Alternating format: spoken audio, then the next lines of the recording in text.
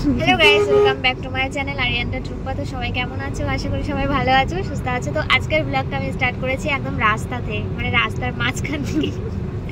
তো এখন আছে কোথায় জানি না, জায়গাটা জানি না, কোথায় যাচ্ছি। ধর্মতলা থেকে যাচ্ছি স্নেহাদের বাড়িতে। তো হাওড়া থেকে তো বাস পাইনি, এখানে এসে উবার বুক করে নিয়েছি। তো এখন যাচ্ছি ওদের বাড়িতে। ওদের বাড়িতে গিয়ে তোমাদেরকে সবটা দেখাবো। আজকে থাকবো আমি অবশ্যই ওদের বাড়িতে, একটু ঘুরবো ফিরবো, তারপর কালকে সকালে বাড়ি চলে যাবো। আর শারমিন আজকে আমার সাথে এই পর্যন্তই, মানে এখান থেকে ও যাচ্ছে আমার সাথে স্নেহাদের বাড়িতে, ওখানে একটু রেস্ট করবে, তারপর ওখান থেকে ও নিউ টাউনে চলে যাবে, নিউ টাউনে থাকবে। তো আজ থেকে আমার শারমিনকে তোমরা দেখতে পারবে না আমার ব্লগে, আজ থেকে আবার দেখতে পারবে এই যে এইটাকে, স্নেহাকে। তো চলো যাই, যেতে যেতে কথা বলি। না এখান থেকে করলাম, এখান থেকে না আজকেরটা বলছি না, এই যে 3 দিন ঘুরলাম আমরা। ও হ্যাঁ, একটা ব্লগ করে না না না ব্লগ করব না তো, বললাম তো। আরে ব্লগ করলে হয়তো আমি ছাড়তে পারতাম।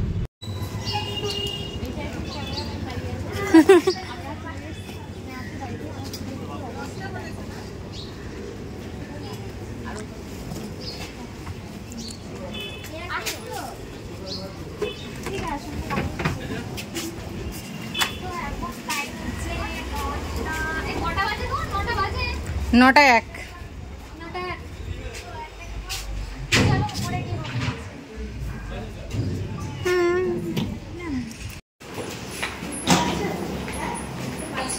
উঠতে পারছে, একটু কোলে নাও।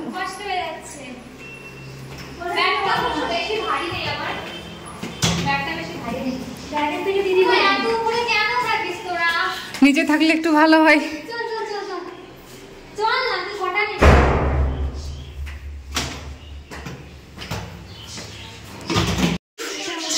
বলো একটু, বলো। এই যে দেখো হাঁপিয়ে গেছে,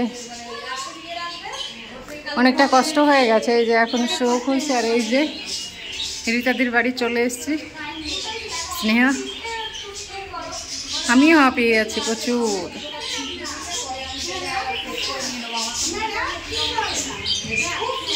এবার বলো, কিছু একটা বলো।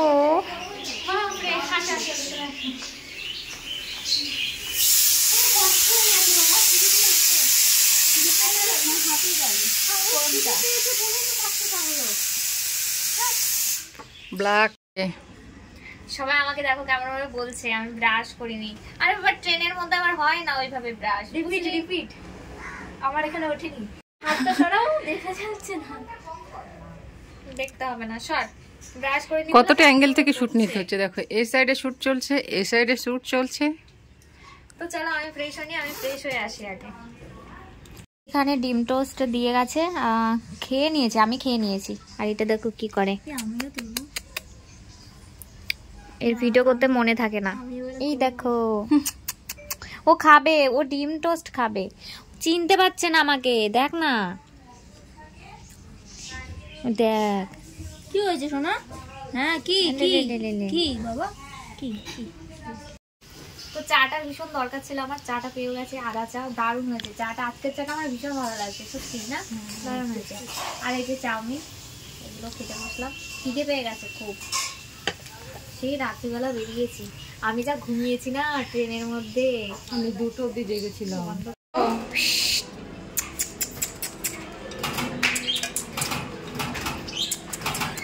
চলো আগে বাড়ো।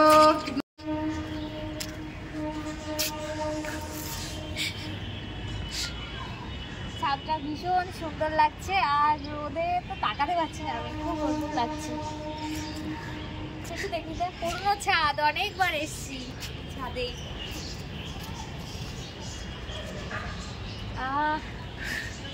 আমি তাকাতে পারছি না রোদের মধ্যে, এতটা রোদ্দুর লাগছে। ছাদে এসে খুব গরম লেগে যাচ্ছে, তো এখন যাচ্ছি নিচে। চলো আসো। রীতাদির বাড়িতে এসে পর্যন্ত এখনো খাওয়া হয়নি। তো এই যে এখানে দিদি খাবার দিয়েছে, মাছের ঝোল। মাছটা আমার ঠিক পছন্দ না। তো গাইজ এখন এই যে ছাদে আছি, কিছু রিলস ভিডিও শ্যুট করলাম, আর যাব একটু বাইরে ঘুরতে আমি আর স্নেহা। ওই যে দিভাই দেখো কি করছে। তো এখানে ঠান্ডাটা বেশি একটা নেই, মানে ঠান্ডা আছে। আমি একটু ওই ড্যান্স ভিডিওগুলো করেছি তো, যার জন্য গরম লেগে গেছে, মানে আমার গরম লাগছে। তো চলো যাই, ঘুরে আসি। কোথায় যাবো? চল না ওই মলটায়। হ্যাঁ, ওই যে আগে যে টপ নিয়েছিলাম না, ওই টপ ওই যে খুঁজে পাচ্ছি না, ওরকম টপ যদি পাই তাহলে একটা নেবো, বুঝলি? টাকা ভালো লাগছে।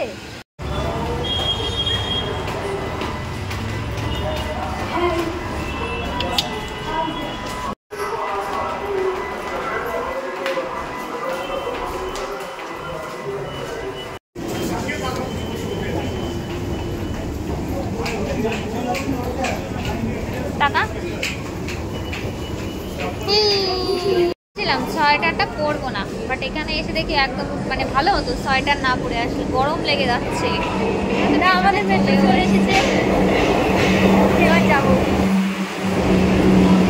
পাক্কা 4-5 দিন পরে আমি রিতাদের বাড়িতে এসেছি, কারণ ওই যে বললাম ঘুরতে গেছিলাম। ঘুরতে কোথায় গেছিলাম সেখানে গিয়ে আমি ভিডিও করতে পারিনি, কারণ আমি ওখানে একটু মাইন্ডে ফ্রেশ করতে যাচ্ছিলাম, যার জন্য আমার কাছে ভিডিওটা জরুরি মনে হয়নি। মানে নিজেকে টাইম দেওয়া কিংবা সময় দেওয়া এটাই মনে হয়েছে। আর কেউ আছে যাকে আমার আরিয়ানের মতো লাগছে, বাট এখন আমি তোমাদেরকে বলতে পারছি না। মানে তার সাথে কথা বললে আমার মনে হয় আমি যেন আরিয়ানের সাথে কথা বলছি, এরকম মনে হয়, এরকম ফিল হয়। সে একদমই আরিয়ানের মতো আমাকে কেয়ার করে।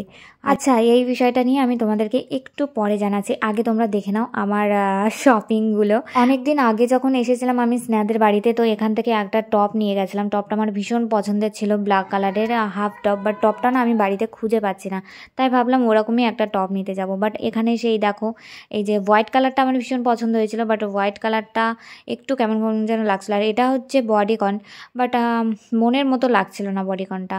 আর মলের মধ্যে তো আমি শ্যুট করতে পারিনি, কারণ মলের মধ্যে অ্যালাউ ছিল না। আর এখন যাচ্ছি আবার বাড়ির দিকে। বাড়ি যাওয়ার পথে স্নেহাকে বললাম এখান থেকে ফুচকা খাবো, তো এখানে দাঁড়িয়ে একটু ফুচকা খাচ্ছি। কলকাতার ফুচকাগুলো বাপরে কি বড় বড়। আর এই যে এখানে ফুলগুলো দেখে না আমার ভীষণ পছন্দ হয়ে গেল, দারুণ লাগছে ফুলগুলো। আমি কিন্তু গোলাপ ভীষণ ভালোবাসি, মানে লাল গোলাপটা বেশি ভালোবাসি। লাল গোলাপটাও আছে সাইডে, তো আমি এখান থেকে না কিছু ফুল নিয়ে নেব।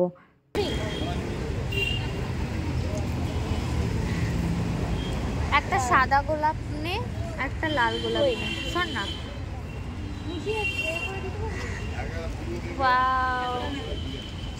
রিতাদের বাড়িতে থাকতে থাকতেই আমার জন্য একটা খারাপ খবর এসেছিল, যে খারাপ খবরটার জন্য আমার একদমই মন দাঁড়াচ্ছিল না কোথাও, মনে হচ্ছিলো বাড়িতে যাই।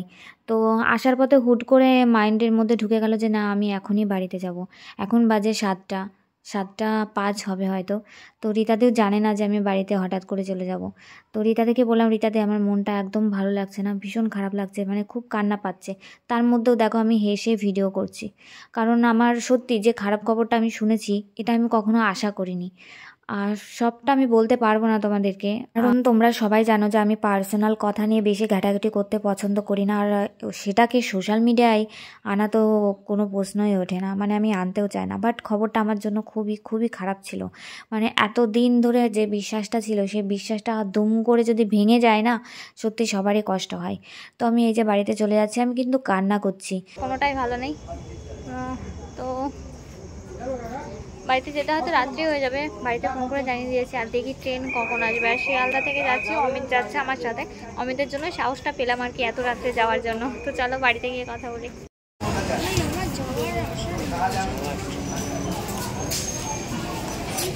আমার জন্য ভালো কিছু কখনোই রেখে যায়নি ভগবান, যেটাই রেখেছে মানে খারাপ রেখেছে।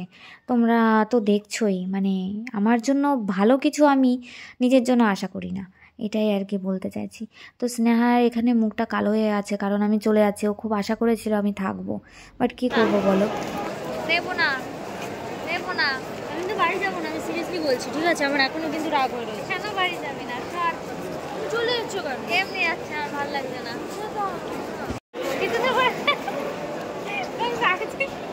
স্নেহা আমাকে আটকে রেখেছিল, হাত শক্ত করে ধরে রেখেছিল, দিদি তোমাকে যেতে দেবো না। বাট কী করবো বলো, আমার মনটা একদমই ভালো লাগছে না। অনেক কষ্ট করে ওকে ওখানে ফেলে রেখেই আমি চলে এসেছি, যে আমার ট্রেনের টাইম হয়ে গেছে। ও তো রাগ করে ওর ফোনটা ফেলেও দিয়েছিল, ফোনের উপরের কাজটা হয়তো ফেটেও গেছে। ভিডিওটা যখন এডিট করছিলাম আমার চোখ দিয়ে এমনি জল বেরিয়ে গেছিলো, কারণ স্নেহার পাগলামিগুলো দেখে। টিম নিয়ে বসেছে, আর ওই দেখো পাশে স্নেহা কল করছে। তো তারপর কল করে চলেই এসছে, আমি যে বগিতে আছি সেই বগিটাই চলে এসছে। শুট আছে, সোদপুরে চলে যাবি, আমাকে আনতে যাবি। যা না, কেমন লাগে বল? বাড়ির দিকে যাচ্ছি, এই যে তারকনগর স্টেশনে নেমেছি, এখন বাজে 11:30। আর ভাইকে ফোন করেছিলাম, ভাই চলে এসেছে আমাকে নিতে, ওই যে ভাই দাঁড়িয়ে আছে। বাট সারা রাস্তাটা না আমি স্নেহাকে মিস করতে করতে এসেছি। এই মানুষগুলো আছে বলেই আমি এত রাত্রিবেলা, মানে রাত্রি হোক যত ঝড়ঝাপটা হোক, মানে আমি সাহস করে সামনের দিকে এগোতে পারি। তো কতটা রাত্রি হয়ে গেছে, ভাই দেখো একটা কলে ও চলে এসেছে। তারপর বাড়িতে পৌঁছে গেছি, বাবাকে বলেছিলাম তালা না দিতে, বাবা তালা দিয়েছিল না। রাতের বেলা আর কাউকে ডিস্টার্ব করব না, কারণ অনেকটা রাত্রি হয়ে গেছে। আর যেটা বলছিলাম, আমি যাদের সাথে শ্যুট করেছি তাদের মধ্যে কেউ একজন আছে যে আমাকে আরিয়ানের মতো কেয়ার করছে। তার সাথে কথা বলেই আমি আরিয়ানকে খুঁজে পাই। মানে যখনই আমি কথা বলি মনে হয় যেন আমি আরিয়ানের সাথে কথা বলছি। আরিয়ান যেভাবে আমাকে কেয়ার করতো ঠিক সেভাবেই আমাকে কেয়ার করছে। তো কে সেটা নিয়ে না হয় তোমাদেরকে কোনো সময় কোনো দিন কোনো ভ্লগে বলবো।